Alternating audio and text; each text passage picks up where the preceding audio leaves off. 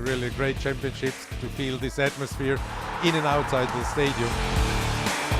It is part of the Olympic family, and exciting events like this help, of course, boosting hockey worldwide.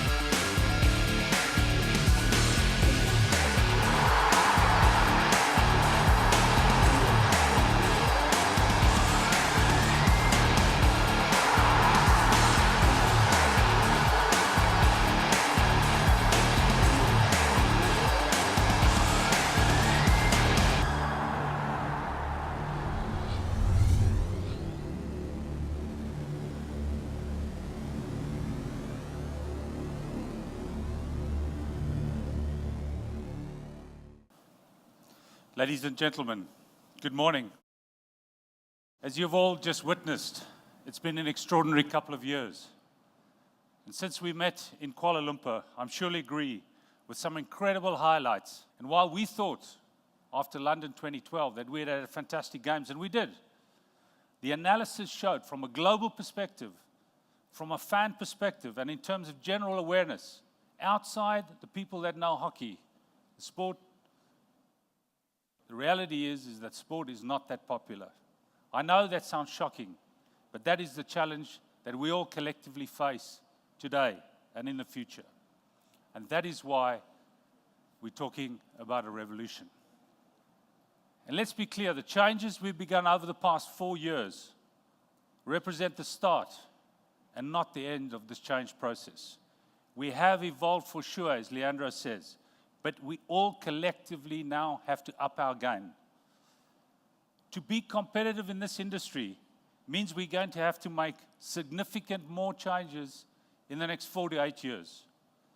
That's why it's a revolution. We're talking about the need for constant review, for change that touches virtually all aspects of our game and the way we work. And it starts today, it starts now. So if our theme today is revolution, what is our end goal? Where do we want to be in 10 years' time when, as Leandro says, we celebrate the centenary of the FIH and of the sport of hockey? The answer is set out in our ambition. Our ambition is a global game that inspires the next generation. And let's take a look at this in a little bit more detail for a moment. It brings together 3 ideas. The concept of being global, which is important to us, and a reminder that this was part of the feedback that we received from the IOC last year, and it reminds us of the importance of bringing new countries and communities into our game. The next generation is about being forward-thinking, not forgetting on or dismissing today's generation, but always making sure that we are in good health for tomorrow. And the other key part is about inspiration, which you'll hear a lot more about today. All of us need to think about how we can inspire people, players, supporters, fans with hockey.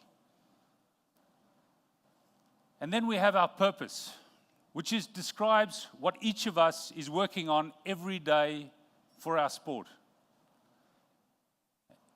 And the purpose is to raise the global status and popularity of hockey. Below these sit our 4 goals, goals that now have a context.